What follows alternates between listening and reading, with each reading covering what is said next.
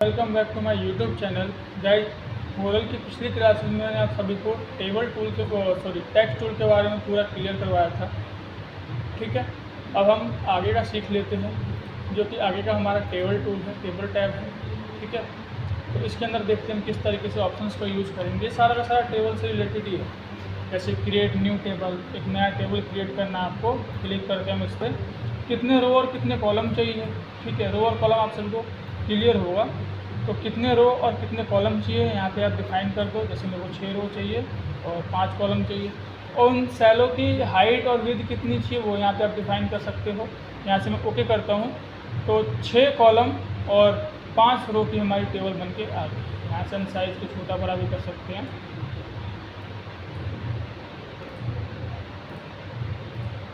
ठीक है, तो इस तरीके से हमारा टेबल बन के आ गया। अब इसी के अंदर हम आगे देखते हैं कन्वर्ट टेक्स्ट टेबल। जैसे सपोज हमने यहाँ पे कोई टेक्स्ट लिखा, मैंने यहाँ पे लिखा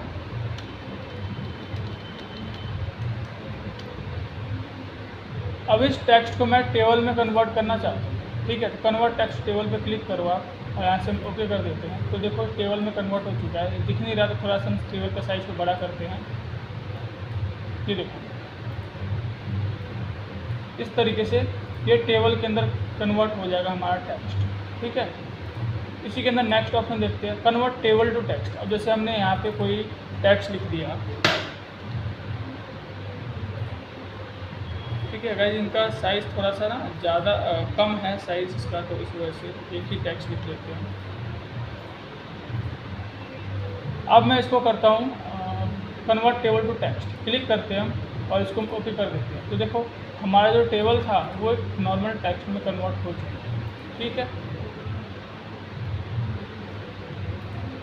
नेक्स्ट ऑप्शन इसके अंदर इंसर्ट करने का है। जैसे अब मान लो सपोज मैंने यहाँ पे मेरे को एक एक्स्ट्रा रो चाहिए या फिर कॉलम चाहिए इसके पास, तो यहाँ से आप क्लिक करो इंसर्ट। अब वो तो उसके ऊपर एक एक्स्ट्रा, देखो ऊपर एक एक्स्ट्रा रो आ चुका है। इंसर्ट बिलो करोगे तो उसके नीचे आ जाएगा।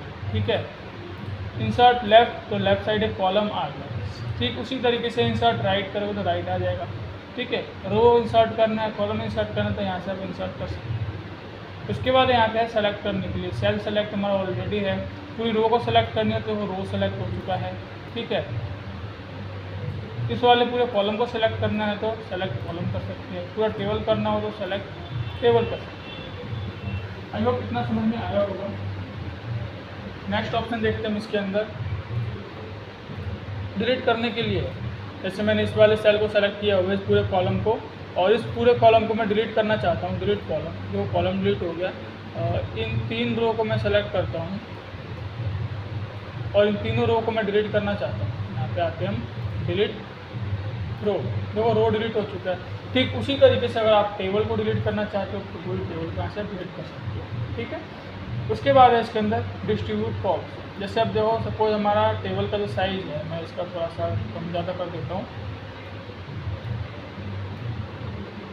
ठीक है, अब गाइस देखो यहाँ से ये जो भी हमारे टेबल है, जो भी रो है, क्या इनका साइज़ इक्वल है? नहीं है इक्वल। तो हम इसको क्या कर सकते हैं, डिस्ट्रीब्यूट कर सकते हैं इवनली, इक्वल कर सकते हैं इसको। तो सेलेक्ट किया मैंने यहाँ से और डिस्ट्रीब्यूट रो इवनली, देखो सारे रो का साइज़ इक्वल हो चुका है। ठीक है, ठीक उसी तरीके से अगर कॉलम को आप डिस्ट्रीब्यूट करना चाहते हो, कॉलम तो देखो कॉलम का भी साइज़ इक्वल हो चुका है, देखो सारे के सारे साइज़ इक्वल है। ठीक है, उसके बाद यहाँ पे मर्ज सेल।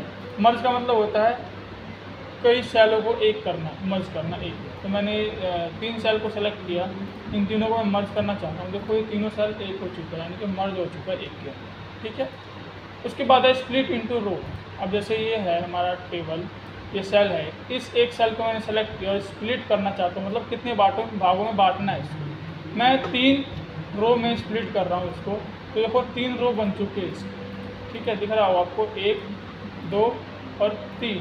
ठीक है, इसी तरीके से आप इनको कॉलम के अंदर भी स्प्लिट कर सकते हो, स्प्लिट इनटू कॉलम। मैं 2 कॉलम में स्प्लिट करना चाहता हूँ, तो देखो 2 कॉलम इसके बन चुके। ठीक है, तो सिंपल ऑप्शन है, आप कर सकते हो। उसके बाद यहाँ पे अनमर्ज है, जैसे कुछ मर्ज किया हुआ है, जैसे मैं इसको दोबारा से मर्ज कर लेता हूँ एक बार। इन तीनों को सेलेक्ट करके मैं ऐसे मर्ज कर लेता हूँ। अब इसको अनमर्ज करना है। ठीक है, सेलेक्ट किया मैंने और यहाँ से हम अनमर्ज सेल करेंगे, देखो दोबारा से अनमर्ज। ठीक है, तो इसी के साथ आपका टेबल टूल पूरा क्लियर है। अब हम अगले वीडियो में मिलेंगे किसी नए टॉपिक के साथ।